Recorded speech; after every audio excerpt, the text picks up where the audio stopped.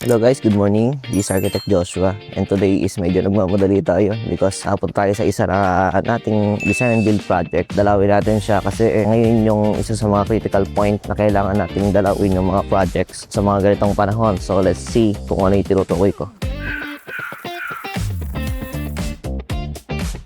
Gusto mo bang manalo ng 200 pesos? Tara na't lumahok dito sa ating palaro na tinawag naming Find the Missing Item Challenge. Sa larong to, kailangan mo lang hanapin yung item na to sa whole duration ng ating video. So makikita mo siya sa pwedeng sa gitna, sa unahan o sa hulihan ng ating video. So ang kailangan mo lang gawin is i-screenshot yung time na nakita mo siya at i-comment do sa comment section ng video na yon. Ang mananalo ay randomly pick via comment picker mula sa mga nag-comment o kanilang mga screenshot. Bukod doon, kailangan din nating i-check kung naka-follow ba siya at naka-like do sa ating video. And of course, dapat naka-share din yung video sa kanyang newsfeed or sa kanyang wall. Ganun lang kadali. Halika na. So, panoorin mo yung video at malay natin, ikaw yung manalo ng 200 pesos. Congrats agad. Thank you.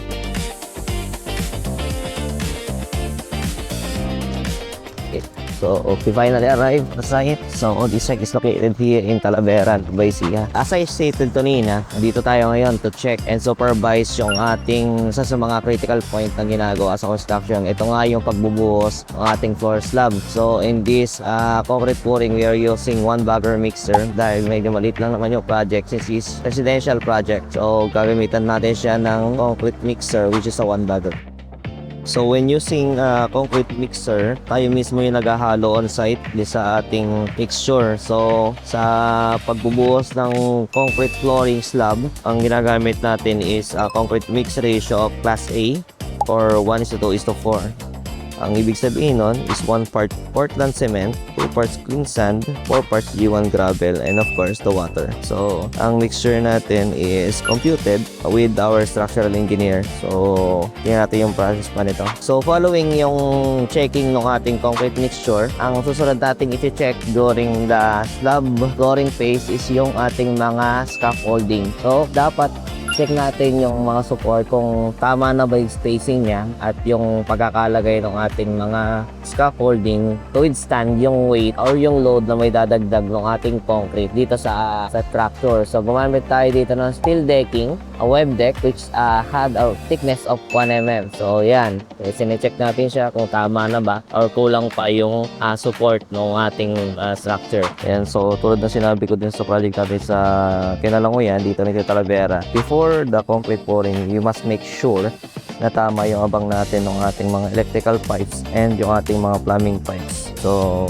talagang chinecheck natin beforehand yung positioning ng outlet ng ating mga plumbing pipes before the concrete pouring. So kung magkaroon man ng pagkakamali is maiwasan natin siya at hindi natin titibagin yung ating concrete sa ating slab. So for everyone's information, ang steel deck ay mayroong dalawang type, ang flat deck at ang web deck. And for this project, we use the web deck. Kung mapapansin nyo, ang steel deck is hindi pa karaniwang ginagamit sa mga bahay na ginagawa ng ating mga kapitbahay. Dito sa probinsya, mayroong dalawang klase ng boring na ginagawa. Ang una is yung conventional o yung ginagamit na support is mga plywood and all. And ito ngayon yung pangalawa which is yung steel decking. Ang pinagkaiba nila, pagka conventional is two-way slab yung ginagamit. Or ang ibig sabihin nun is dalawang patong ng reinforcing bar yung kailangan para sa reinforcement ng ating flooring. Dito sa steel deck, kung mapapansin din nyo, is single way slab lang siya. So, ibig sabihin, yung 10mm natin is meron lang siyang isang isang level lang. Isang horizontal, isang vertical. In all honesty, ang flooring slab is ito yung pinakamahirap na gawin dito sa ating construction. Talagang umuubos ng oras, ng lakas at napakaraming tao para mabuhusan to without the stoppage. Kasi dapat pagka binuhusan ng isang slab flooring is matapos siya ang isang buong araw. So, aabutin sila ng madaling araw or so, pero hindi siya pwedeng maputol. So, kailangan yun ng support ng bawat isa, tsaka ng tiyaga talaga. At yun nga, dito na ulit tayo sa site. So, inabot tayo ng 5 PM. So, all in all, nasa lang din. Almost 8 hours lang din yung inabot ng ating buhusin. Check natin ngayon kung ano yung naging type of finish ng floor slab natin.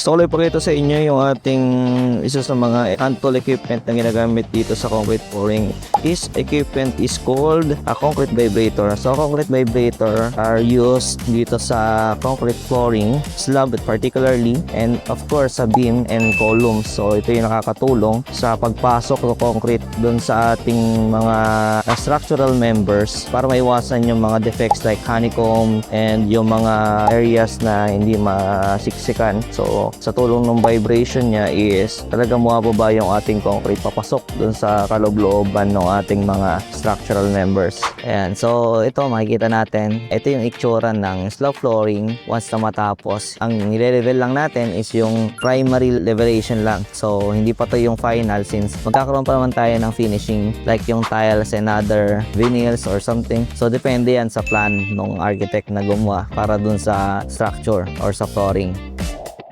Ayan, so isa na namang araw yung natapos natin. So nagtagumpay tayo dito sa pinakamahirap na parte ng construction, ng structural. This is the flooring of the slab. So see you in the next sa update dito sa ating project dito sa Talavera, Nueva Ecija.